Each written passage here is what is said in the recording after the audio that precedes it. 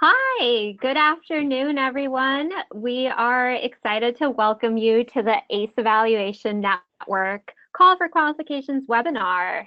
And we have set 45 minutes aside to engage in this discussion, and we would like to be mindful of your time. So we're going to go ahead and start promptly on the hour, and I see it's 4:00 p.m. Eastern time. So we'll go ahead and begin our webinar. And before we start with our slides, I did also want to mention that we are recording this webinar for your future reference and for those not able to join today.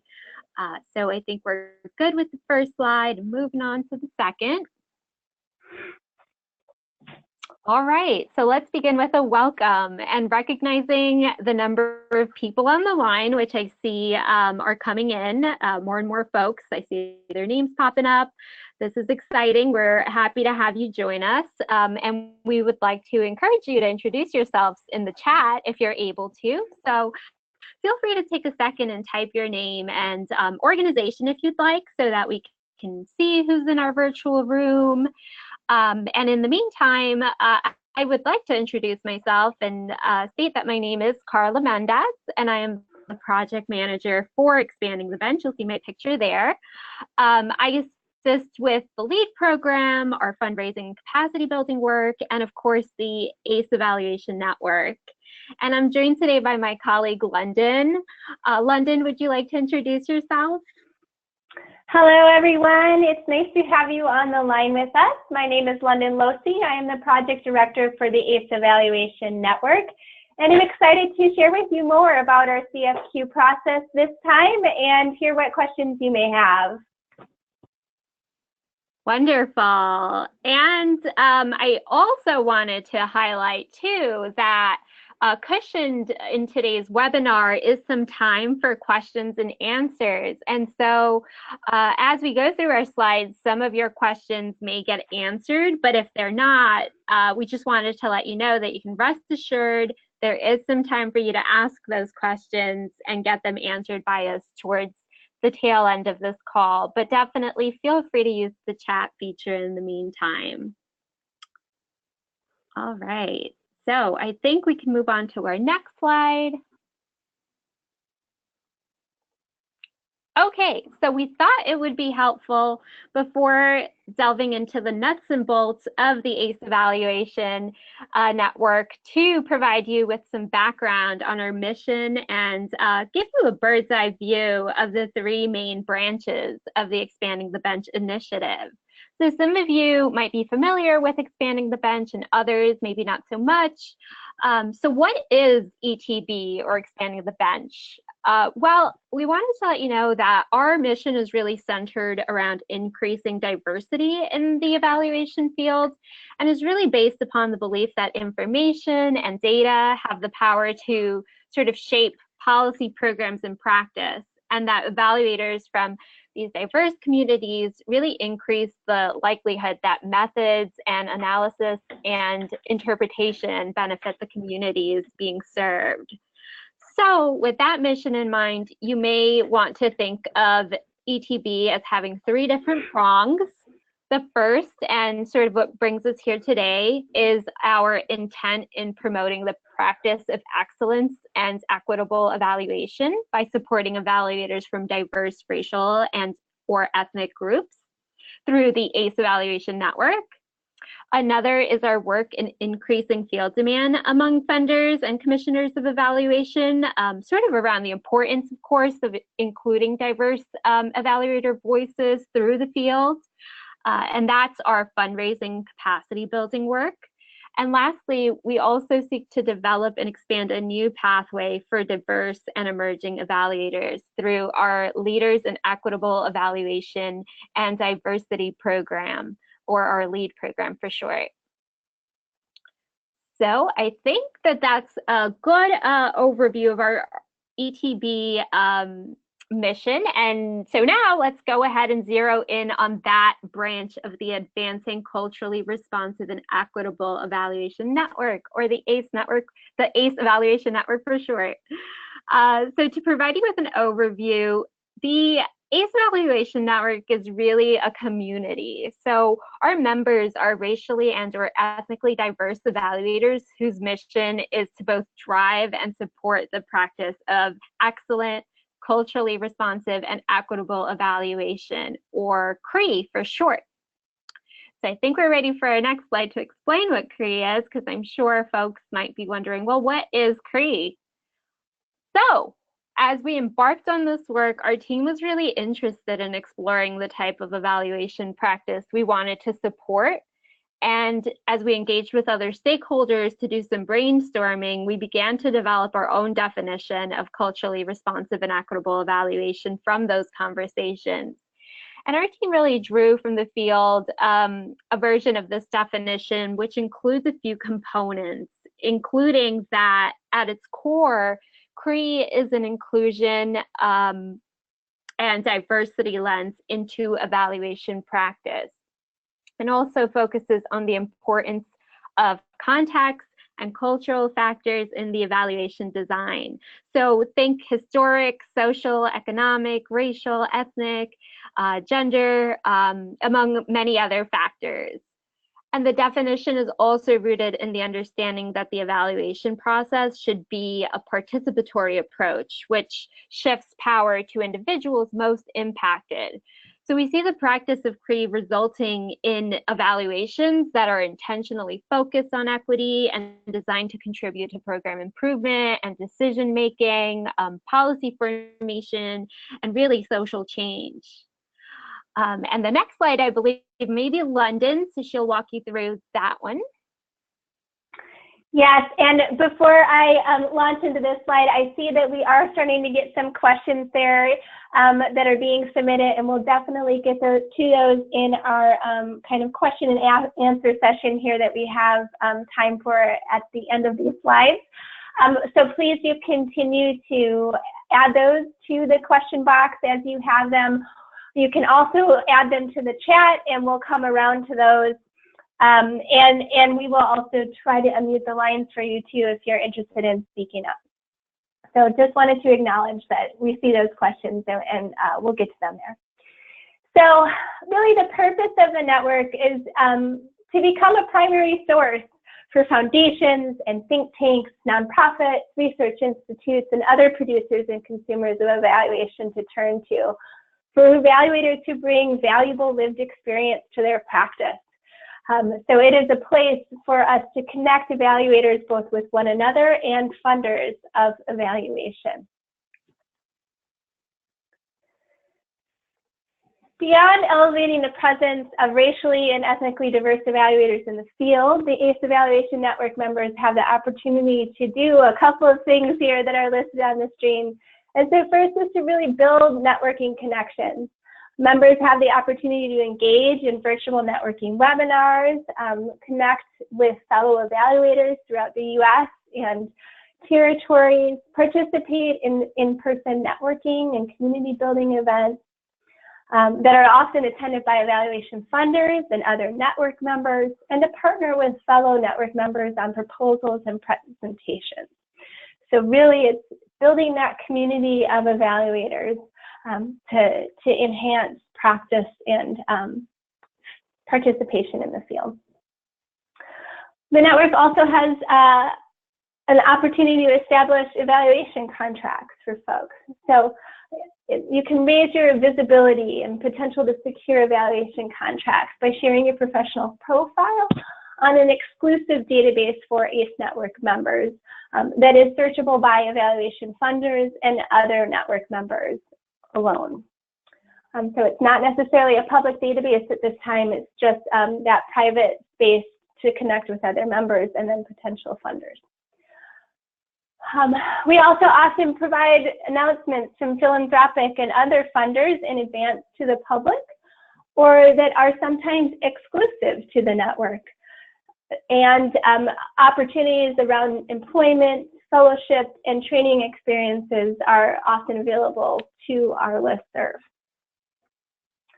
And then we really have this goal of influencing practice, to offer opportunities for members to pursue professional development. So to expand your knowledge and understanding of culturally responsive and equitable evaluation, or CRE, as Carla just defined, and then to build upon and contribute to collected knowledge of the network by offering peers your expertise and learning from theirs. There's also opportunities to access professional development webinars, communities of practice, and other learning opportunities that explore diversity, inclusion, and equity in our work.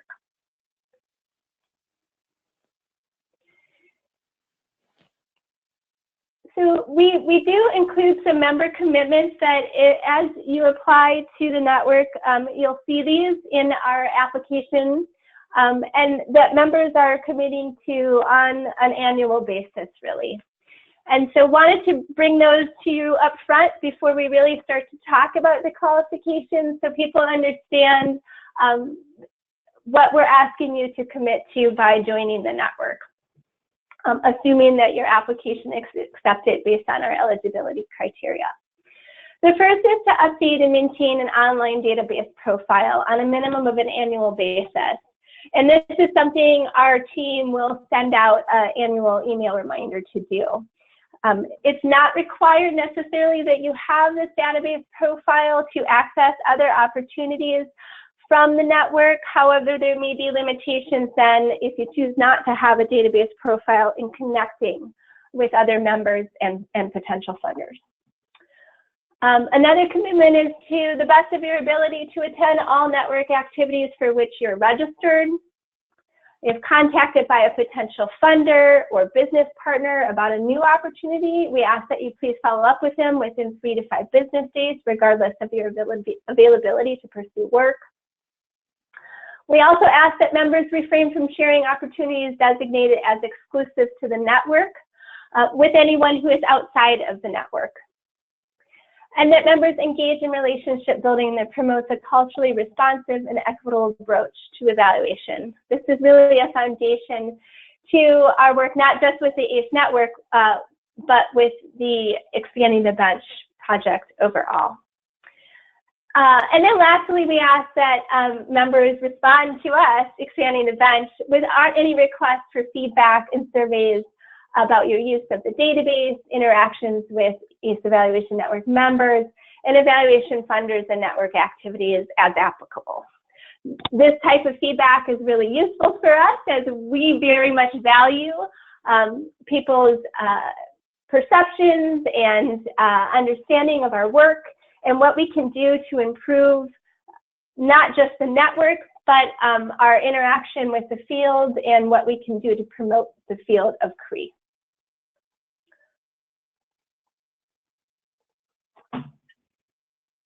Awesome, Lyndon. Thank you so much for sharing that. And so now that we're up to date on the aspects of membership, we'd love to go ahead and delve into the actual call for qualifications, and we'll walk you through eligibility and timeline, application, and decision-making processes for acceptance.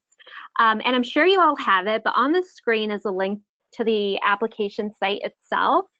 So feel free to pull that link up after our webinar to further acquaint yourself with what we're about to share.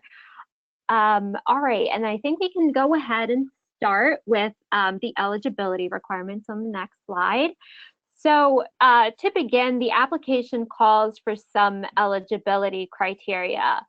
To apply to our network, you must identify as a racially and or ethnically diverse evaluator.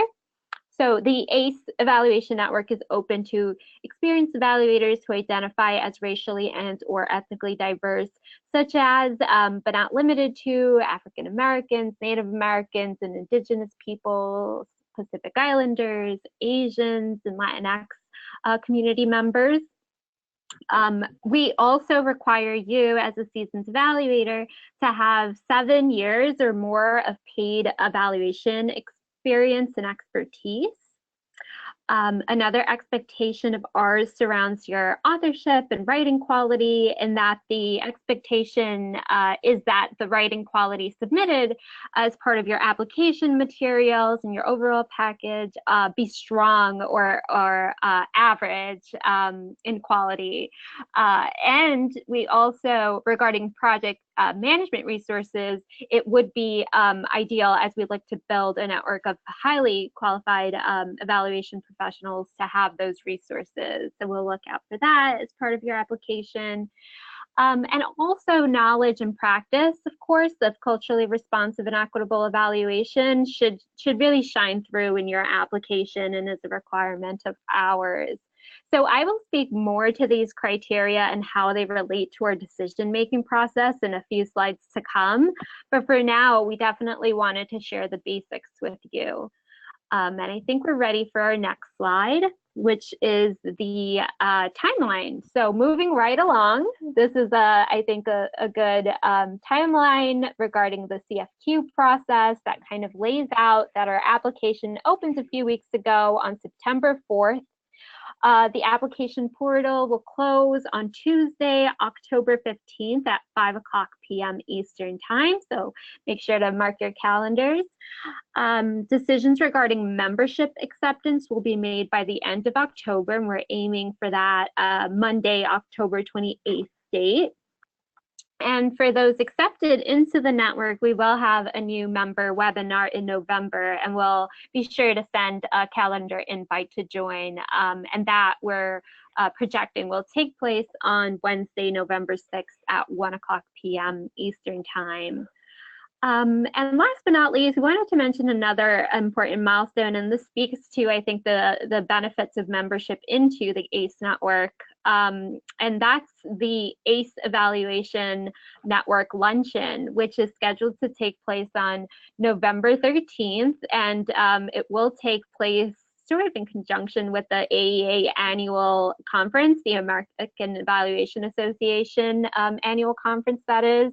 And so we have an event space that we've booked for this event, and it's an event where members of our network will get together for an informal meet and greet, and it actually would be, I think, our 4th time meeting together.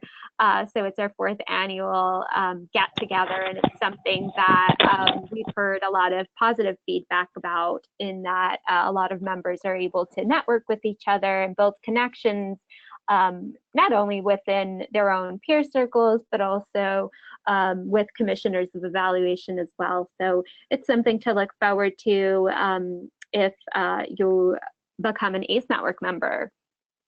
Okay, I think the next slide might be London. Yep. Perfect. So now we're going to walk through the application components itself that include these 8 sections. We wanted to note that this is all an online application, and so when you enter into the system and you first create your account, there is kind of a pre-section to these 8 sections that you'll first see that asks you to provide your name, a username, and a password to the site. You'll also be asked to share your contact information, as well as a link to your LinkedIn page and our business website if applicable. And then before proceeding on to the network application itself, we will ask that you agree to the network user agreements that were just shared with you, those member commitments that we really hope members commit to.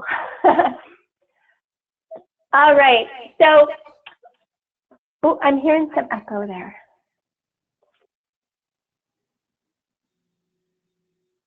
Is that better? Yes, I don't hear an echo, London. You sound great. Okay. I don't know why the echo is there for me, but that's all right. We'll just keep going. So now we'll step through those 8 sections of the application itself. And again, please keep those questions coming, and we'll open up the lines as well in a few minutes here to address those questions and anything further you'd like to ask. One thing to note, based on the information on the screen, you'll see some little asterisks after certain fields, and those fields are required in your application. The other fields that are not required, we still encourage you to complete them, because this information feeds into an ACE evaluation database profile if you opt into the database. And the more complete your profile is, the more appealing your candidacy is for potential evaluation projects with evaluation partners or evaluation funders. So really do encourage you to complete as many fields as applicable. So this first section is really just some demographic information, as well as information such as a biography. We have a few attachments here related to with your CV or resume, asking you to share your education, and then also where you're located and where you're physically located. There's also a space to include your pronouns and your photo. Some folks use a video resume, and so if you have a link to a video resume, you're welcome to add that to this first section as well.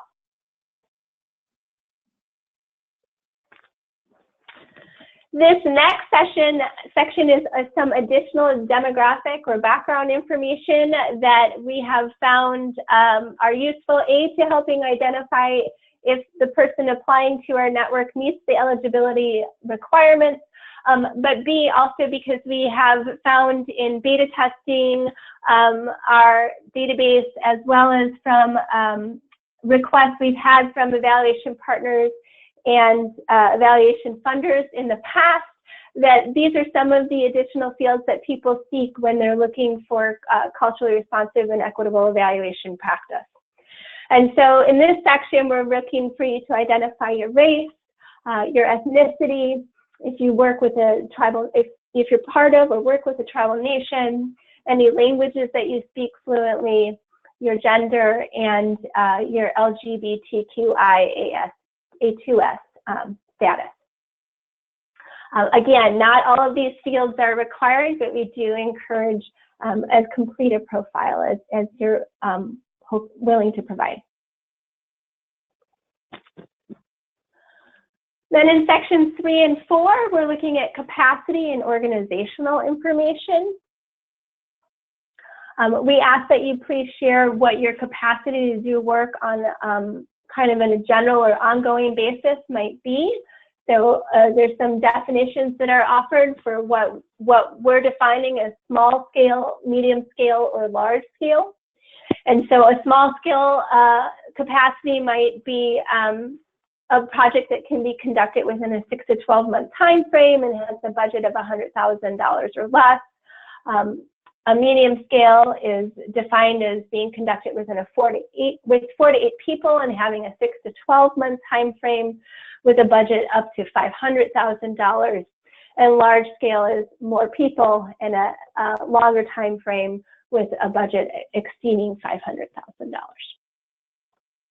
We also ask you to offer information about your geographic level of focus. So who are you working with? Local communities, counties, tribes, territories, states, if you're doing regional or national work, and any international experience you have as well. And then to please indicate where you're available to work. So noting that in the previous section, we had you identify where you're physically located, but if you have availability to travel, please indicate where to. Then in the fourth section, where we're looking for organizational information, here we're asking for you to identify if you work as an independent evaluator or an evaluator who is part of a team. That can be a small, medium, or large firm or a university.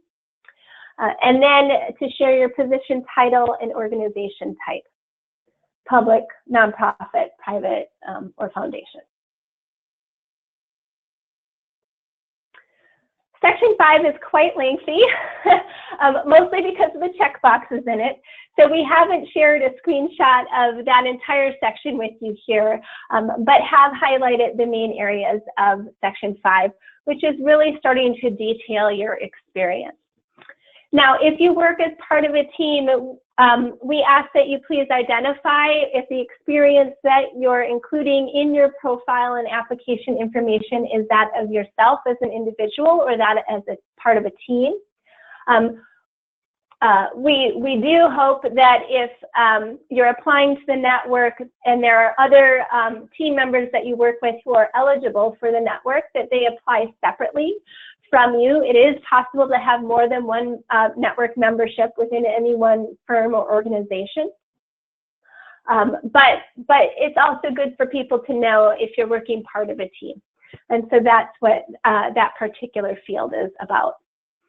And then to start to identify focus areas, some of which you can see on your screen, but this is a much more extensive list once you're in the application, and ask that you check all that apply. The additional fields in Section 5 relate to your individual or collective experience, which was just mentioned. The focus areas again, there's another long series of skills that you can select from, any populations of focus with whom you work, and ask that you upload a current work sample for review. And that work sample is something that will be shared not just within your application, but if accepted to the network, can also be loaded onto your profile for potential partners or funders to view. In Section 6, we're looking for some qualifications. These components here are application specific. So if you are accepted to the network and your database profile goes live, this section would not appear in your profile. This is only for your application to the network.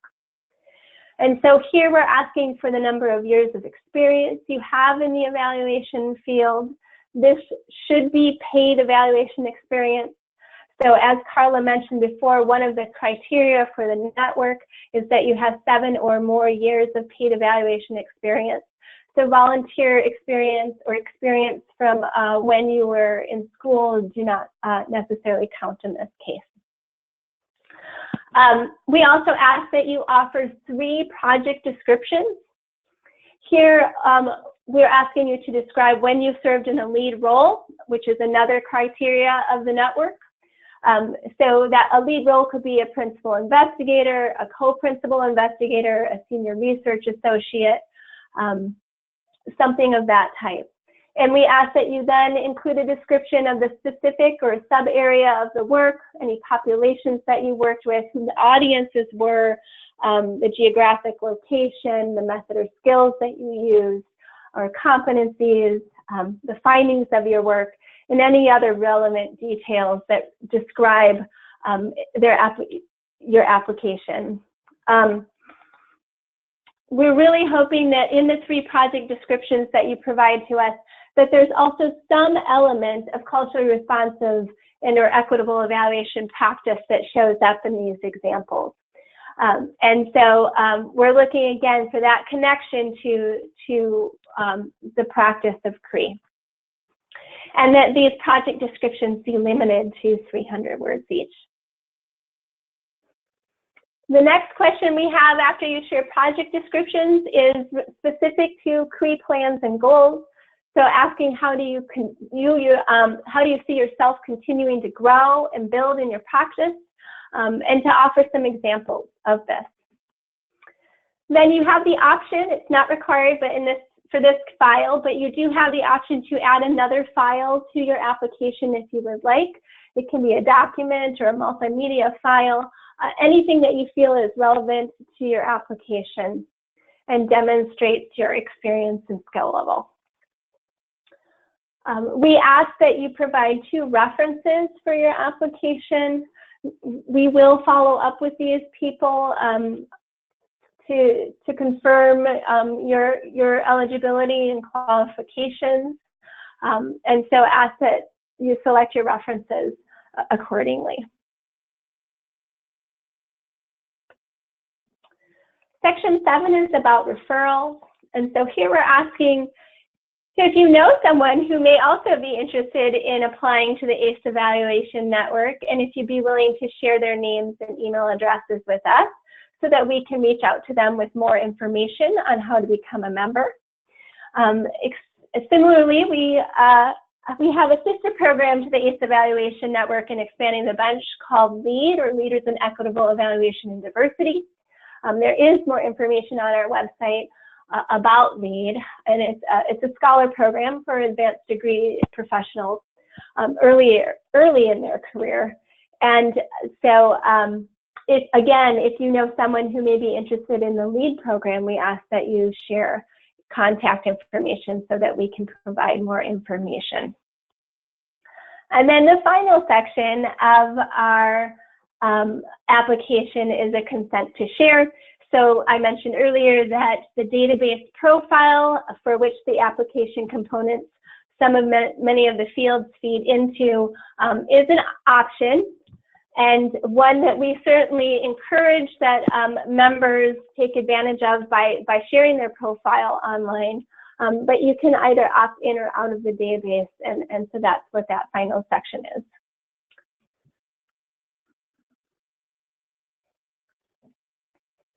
All right, so we wanted to share with you how we're making So now I'll hand it over to decisions. Carla to explain our decision process for the application itself. London, can you hear my audio okay? Hello?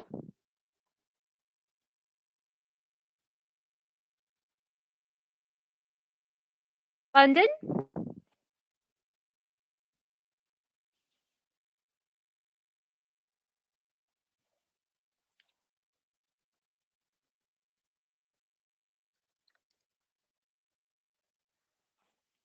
Hi, London.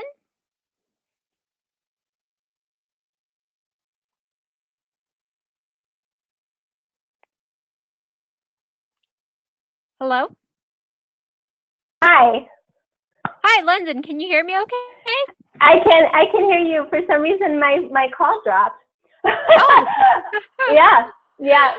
Oh, okay. I thought maybe mine did because I wasn't hearing a response, and I know our participants are muted. But I'm glad that I'm still on the air. You can still hear me. So sorry about that technological snafu, everyone. We'll go ahead and proceed with this slide. We definitely wanted to share with you before opening up the Q&A segment of today's call. We wanted to share with you how we're making decisions regarding accepting applicants into the network. So essentially, members of our internal team will be reviewing applications, and here projected on your screen, you'll see a slide that lays out our decision tree, which I'm going to walk you through, beginning with the first two branches. And these speak to the requirements that you identify as a racially and/or ethnically diverse evaluator and have 7 years or more of paid evaluation experience and expertise. So if you meet these criteria, great. If not, you are ineligible. And so that's something, of course, to keep in mind. Now, the third branch speaks to our requirement of knowledge and practice of Cree. So you will be asked, as Lyndon mentioned earlier, to submit 3 short project descriptions in your application. And in them, we're asking candidates to describe a recent evaluation project. And so at least one of these 3 project descriptions should include a Cree lens and should explain how you applied a Cree practice or principles into your work. So do make sure you include and elaborate on that practice in your responses to these questions on the application, and we will review your answers and check to see if Cree was integrated in at least one project.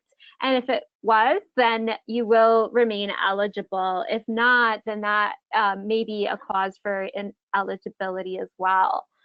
So the next branch speaks to your authorship and writing quality. Again, we will be looking to ensure your writing materials and application are well written, including your CV and answers to those short questions and other uploaded material. But also tied to this branch in the decision tree is the question around how you will use Cree in your future endeavors.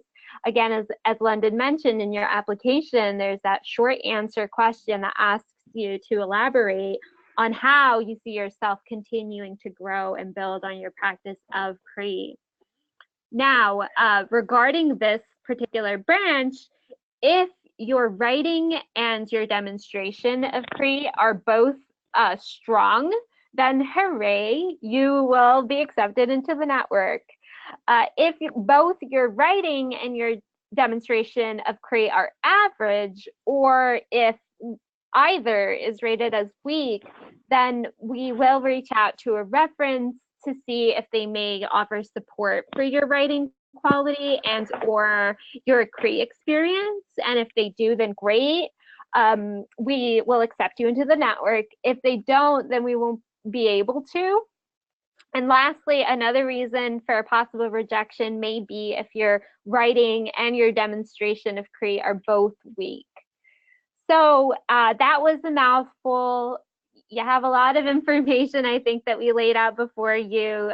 Before jumping to Q&A, I wanted to see, London, if you had anything else to add. Nothing else from me, Carla. Thank you so much. I think you described the process well. So we will move into our Q&A session. I think we can start with the questions that have been submitted online here through our chat feature, and then we'll go and take everyone off mute and address any additional questions you may have. So Carla, maybe you and I can kind of tag team in some responses to this. And so the first question is expanding the bench a 501c3, or what type of organization are you? Carla, would you like to offer a little bit of history around expanding the bench? Sure. So expanding the bench has a pretty unique history in that it was incubated by the Annie E. Casey Foundation, headquartered in Baltimore, Maryland. Expanding the bench was born out of the foundation's overarching initiative around diversity, inclusion, and equity, and was founded by the Research, Evaluation, and Learning Unit's visionary at the time, Dr. Deborah Joy Perez. And so after about 4 years of expanding the bench being housed under the Annie Casey Foundation's wings, we realized, and I actually worked for the Annie Casey Foundation back then, so I think it's a history that I hold near and dear to my heart.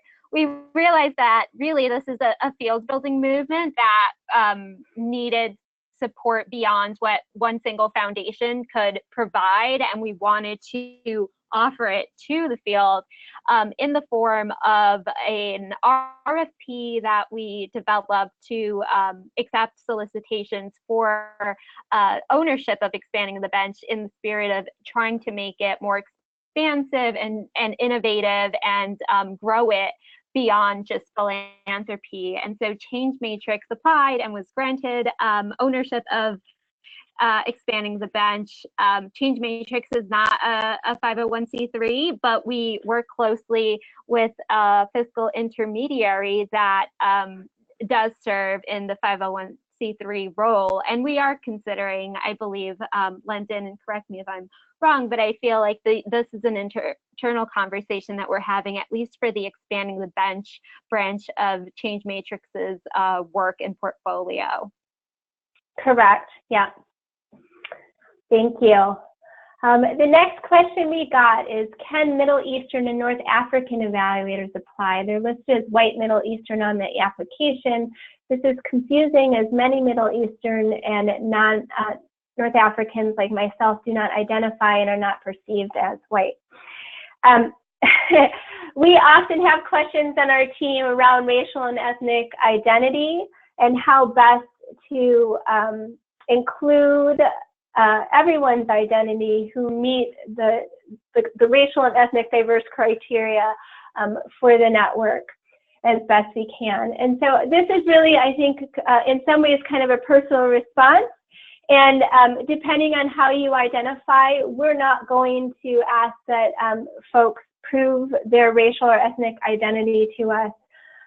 When expanding the bench, or when expanding the bench and the ACE Evaluation Network first began, its intent was really to build up the representation and visibility of specific racial and ethnic groups in the evaluation field. And these groups are identified in the literature as having the greatest challenges in accessing evaluation opportunities. In specific, they were African Americans, Latinx, Native Americans, Pacific Islanders, and Asian Americans with Hmong, Cambodian, or Laotian heritage. And so since Change Matrix took on the ETB work, we really started to expand the network's qualifications to include more racially and ethnically diverse communities. And we made this shift because we believe the lived experience of evaluators from diverse communities needs to be better reflected in evaluation practice, and the network can play a role in this change effort. And so, so you're certainly eligible to apply based on what you have here in your question, and we encourage you to do so. The next question is, do you accept group applications? We are a collective that works collaboratively on most projects, but the application seems geared towards individuals. The answer to your question is no, we do not accept group applications. In the past, the network did accept applications from someone who was indicating that they were representing a firm or a group of people. In this case, we have moved to an individual member status. And so even if you do work as a collaborative on a team or a firm, we still ask that each individual person that meets eligibility requirements apply, because that membership is specific to an individual. And so if someone leaves the organization or firm that they're with, their membership can carry with them rather than staying with that particular employer.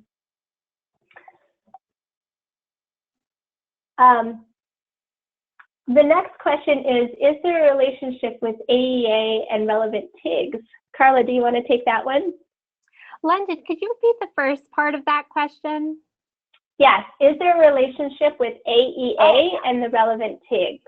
Sure thing, yes. So very interestingly, in the spirit, again, of making this a field building movement, we have been very intentional in trying to strengthen our alliance with like-minded organizations and affiliate groups. And so this year we are partnering closer than ever with AEA and the JEDI program, which I'm sure many of you are familiar with, and the diversity tags. So I know, so like recently we have been talking with Anisha Lewis and Zachary Gray from AEA to see about how we can more closely align our partnership. And so details are being fleshed out. All of this to say, we're thinking about potential events to co-host together. And I know that there is a diversity TIG social, which I'm sure many of you who have attended AEA in the past may have attended as well, which is a really good time. I personally have been myself, but I think we may be looking into co-funding and supporting. And so these are some of the inroads that we're trying to build, but certainly there is this huge pathway of diverse evaluators and supporters and allies, and we can only do so much, and it's really a movement that we need the support of many hands in the field to assist us with. So we certainly do consider AEA and JEDI and the diversity TIGs allies in this work, and we work closely with them and want to continue to strengthen that closeness. Yes, yeah. All right, the next question, does work experience and research such as community-based participatory research count towards the 7-year minimum? These are related overlapping skills. So we certainly agree that there is a lot of overlap between research and evaluation. What we're looking for here in your application is that you can demonstrate those evaluation practice in play. whether it was in previous research work or something that's specifically labeled as evaluation.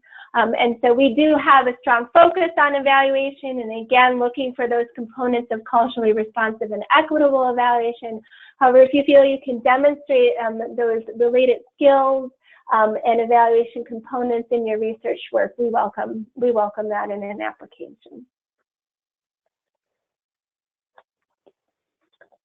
Can evaluation experience or training include experiential or community-based work, or do you require formal training to apply? We are not asking that people have formal training necessarily, so not asking that you have any, for example, college or graduate level coursework behind you. We are asking that you have served in a lead role in at least 3 evaluation projects, and that you have, again, those 7 or more years of paid evaluation experience. And so if you feel like your qualifications fit within those parameters, again, please do pursue an application, and we encourage you to do so. All right, Carla, I'll let you maybe respond to this. Next one is, can you provide a sample of network activities and talk about how often do you anticipate they'll be available and any cost? Sure. So I just want to be mindful of time and flag that it is 4:45. I think, London, correct me if I'm wrong, I think we can stay on a little longer, but if you need to hop off, this is being recorded and will be shared with you, and we'll also compile a sort of FAQ of the CFQ document and share with others. So keep that in mind if you do have to hop off. And to answer that question, there are a few existing sort of community building and networking opportunities that we offer, but also I think that there are others that we're building towards. So some of the ones that I think we've offered thus far is a community of practice opportunity that we've been hosting monthly to welcome, I think, members of the ACE network, ACE Evaluation Network, to speak on a couple of broad topics of interest related to the practice of equitable evaluation in the field, and share sort of information regarding the business itself and how to really grow yourself in a field as a diverse evaluator. And that's sort of like a shared learning space for us, where we engage in talking about dialogue that is most important to our members. We also, as I mentioned, are offering that annual ACE Network Luncheon event coming up in November. It's really a space for us to connect our members to one another in person, because this is very much a virtual network. And so those interpersonal connections, many of them have been made in person and continue to be made. We're hoping in November, in addition to providing a space for our evaluators to connect with funders of evaluation. So we do invite philanthropic allies and other commissioners to this event as well for those networking purposes. London, I think there are also other ideas for development. Do you want to talk about those? Yeah, we're starting to look at some development of professional development opportunities, either maybe some form of curricula or webinar series that specifically focuses on CRE practice, to start to build up competencies around that. So that is something that we're hoping to offer in the not so distant future, and we'll provide more information as we get further into the development with those. But I don't remember if you responded to this piece of the question, Carla, but the cost is free. It is free to join the network. It is free to participate in these activities. The only caveat would be that if there's an in-person event, that we do not cover travel or other expenses related to those in-person events, but we do try very hard to align those events with existing events, such as the AE conference this year, where people may already be traveling to. I'm going to try to go through these questions rather quickly now, so that we can keep people, so we don't keep people over time. why the requirement to refrain from sharing opportunities to those outside of the ACE network? There are some specific opportunities that come exclusive to the network. And so those are the opportunities that we ask that people do not share outside of the network. And that is because in that case, an evaluation funder is specifically looking for only an ACE network member to apply. And so there's an agreement in place there, and they're looking for someone from the network who meet these specific qualifications and criteria of network membership, and thus meet their evaluation opportunity as well. And so to maintain that relationship with the evaluation funder, as well as to really create this space with the network that's looking to build up opportunities and experiences for people who meet these eligibility criteria for the network, that's why we ask you to refrain from sharing those exclusive opportunities. There are other times where you may see an announcement shared by us for other funding opportunities that are not necessarily exclusive to the network, and those are okay to share. What happens if we don't apply by 10/15 but want to participate later on? Is there kind of an open enrollment period? So no, there is not an open enrollment period. However, we do have a biannual application schedule. So if you choose not to apply by the October 15th deadline for this particular call for qualifications, we will be releasing another call for qualifications in the spring. Correct me if I'm wrong, Carla, but I think the timeline we have for that is around March or April. Is that correct? Yes, that's correct. Okay, perfect. My evaluations are government funded and are proprietary to the organizations. I'm unable to provide samples of these for inclusion into my packet. Upon filling out the application, the system would not allow me to move forward with the process. What can I do to enable me to complete the process? That is a very good question. So first, I would ask if there's a way for you to share any kind of work sample that maybe de-identifies any funder or government entity that makes it okay to share that information. If not, I ask that maybe you send an email to us, and we'll see what we can do about reviewing your application. We don't want that to inhibit your application, but or if there's any other kind of work sample that you might consider. So please do consider connecting with us directly there. Regarding the 200-word bio, what do you consider a cultural introduction? Carla, do you want to field that one? I'm sorry, Lyndon, you broke up a little bit. Could you repeat the question? Regarding the 200-word bio, what do you consider a cultural introduction? Well, I think that's a great question, first of all. I think it's important to include in your bio some background about yourself. I think a lot of what we believe in terms of our approach of culturally responsive and equitable evaluation is that one's lived experience matters deeply in how one connects to and relates to evaluation and produces evaluations. And so to the extent that you can highlight for us that lived experience and your connection to this professional work, that would be highly valuable, as it's also something that I believe London is featured on our database and will be something that funders of evaluation may be able to access if you do elect to publish that information on our database. And again, it's something that funders are interested in, and one of the main, I think, selling points for their interest in ACE Network members is really to get that lived experience of the voices of diverse evaluators. Mm-hmm. And not just funders, but other evaluation network members. And so there may be opportunities for you to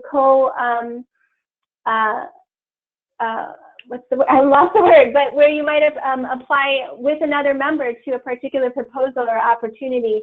And so you may use the database to seek a fellow evaluation member to collaborate on a project with. The next question is, let's say that a foundation needs an evaluator. How and who will a decision be made to connect evaluators with the foundation? So this is where that database profile is essential. If you opt in to put your profile on the database, then you go into the database, and another network member or a registered evaluation funder for the website can access your profile information. And since your profile includes your contact information, those funders have the ability then to contact you directly. So that, again, kind of relies on whether or not you opt into having your profile viewable on the database. That is the primary way right now that connections are being made with evaluation funders and other partners in the work.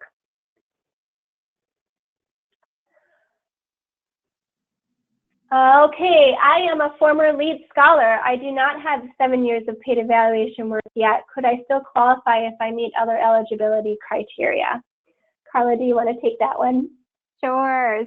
So I am so interested. I'm going to take a look at the attendees to see if I recognize your name, and I do. So thank you for joining us.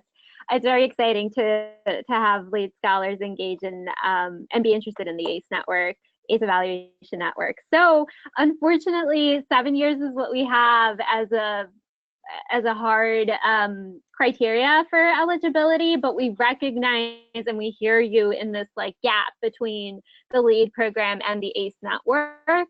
And it's something that I think that as a team, we're beginning to try to see about bridging, because there are some LEAD alumni who don't yet qualify for ACE, and then there are some ACE Evaluation Network members who might have more junior level evaluators on their team that may want to engage in LEAD, but they don't qualify for LEAD because of, for example, our PhD requirement.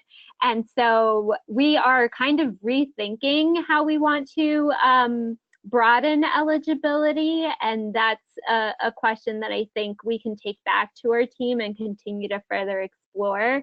But also to London's point about professional development, as a team, as an ETV team, it's something that we want to offer more expansively beyond just these two programs, and maybe as part of our capacity building effort, because of the gaps, and because we want to be more expansive and inclusive of other populations. So I hope that that has answered your question, and also to say that it is going to give us continued food for thought as we consider eligibility requirements. Yes. We have several more questions, and since we have just a few minutes left in the hour, I'm going to unmute the lines, and I'm thinking we can pull together our Q&A document with responses to these remaining questions that have been submitted, but want to give folks an opportunity to speak up. So I am going to unmute the lines now and invite you to ask any remaining questions that you have.